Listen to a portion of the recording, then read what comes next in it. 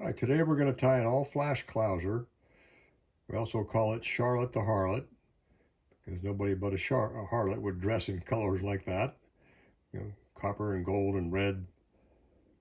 It's a great dirty water fly.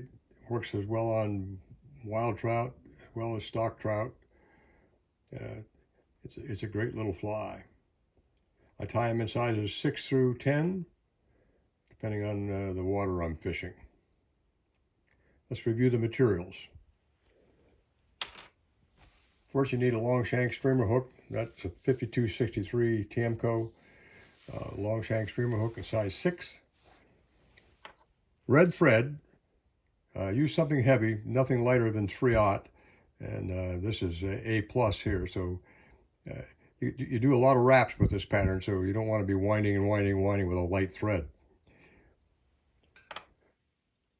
Either yellow or red lead eyes.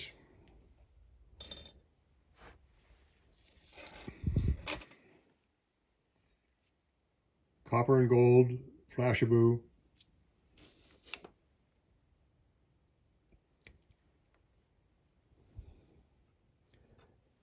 And some Estaz for the body. This happens to be root beer here, but you can use gold.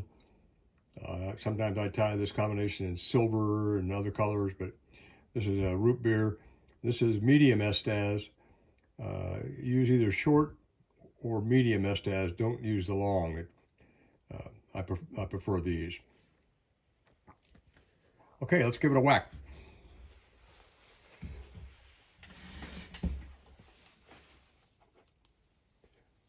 This fly today we're going to tie with lead on the body. I always tie my lead in on a bare hook. I think it works better. Since we're tying in lead, we assume we want it to sink, so let's don't skimp on your lead. This is 020. I'm going to use about 15 to 20 turns of 020 lead on this fly. Just wiggle it, break it off, squeeze it together, and bring in your butt. Now let's lay in our thread right in front of the lead, wrap back through the lead, and then back up through it the other way, and position your thread right in front of the lead. Now I mentioned either red or yellow. When I tie with lead, I always use red. It reminds me that red has lead. So we're going to tie with a red lead eye today. Get it in there, kind of push it back with your thumb to straighten it out a little bit. Get some good wraps back that way.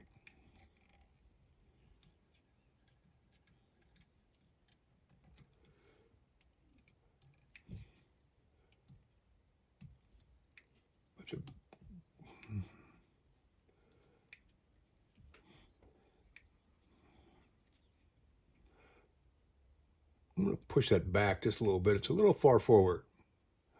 There you go. That's about what you want. About 3/8 of an inch or so of hook shank up here in the front. So you got room to tie in your materials. And you can move that up, up until you saw I just shoved it back a tiny little bit. Okay, the first material is your Estaz. So piece about 4 inches long. Just tie it in right behind the eye. Just bias it toward you a little bit like that. That keeps the material right on top. That's not particularly important on this fly, but on you're tying in tails and things, you want them right on top of the hook. So if you bias them toward you a little bit before you do your pinch or soft loop tie-in, they'll stay right on top of the hook for you. Okay, we just hand over hand that, bring it up, get rid of it. One more securing wrap. Now position your thread in front of the lead eye. You want it all the way against the front of the lead eye, but as far back as you can get it. Now our first material to go in will be the gold Flashabou.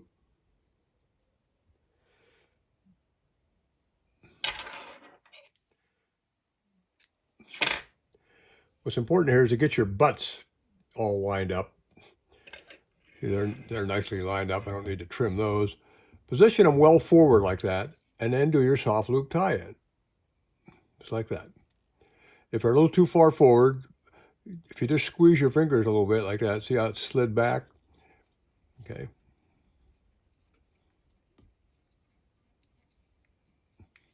Build up a nice little head here, tapered head.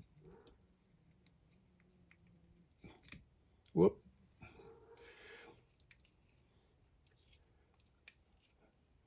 Got a runaway head there. Okay. It's okay to make mistakes when you're tying. I make them. I just made one right there. Not the end of the world. Now remember, a clouser goes through the water when you're fishing it. It goes through the water upside down like this because the lead eye rolls under, and that's the way it goes through the water. That's great because it doesn't hang up as easily as other streamers do. So put the light material on top when we're tying it, which when we roll it over, that's the bottom. So that's the belly of the minnow, and then the dark copper will be the back of the minnow. So it goes on underneath. So just position our thread in front again. Next we put in the copper.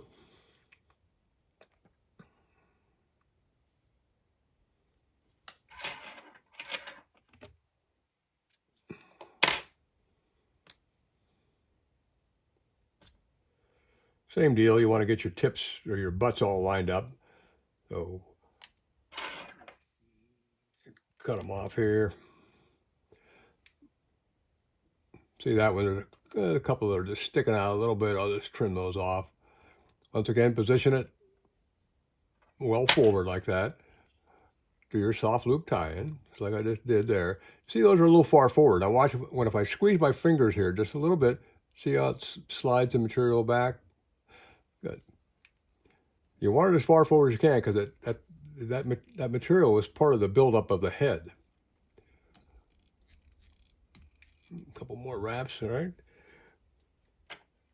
A couple of whip finishes, working from back to front.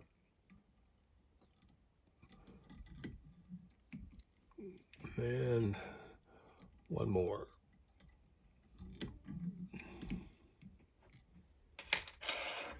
Get rid of our thread. I don't usually use head cement, except we do on heavy, when I'm using heavy thread like that. I use Sally Hansen's Hard as Nails. It makes great head cement. It comes in clear too. This happens to be red, using red thread, so it makes sense. Try not to get it in the eye, but I'm going to put it in the eye today just so I can show you a little trick. Okay, so now we got some in the eye. So just take a hackle. Stick the quill in the eye of the hook and just pull it on through like that. That cleans out any excess head cement that was in the eye. Okay, take it out, flip it over. Let's check the length. You don't want this to be too long back here. So we're a little long, about a ½ inch, maybe 3/4 at the most. If you leave them too long, you get a lot of short strikes on small fish. Big fish tend to inhale it, so that's not a problem. All right, stick her back in the vise for you. And there you have it. Charlotte the Harlot.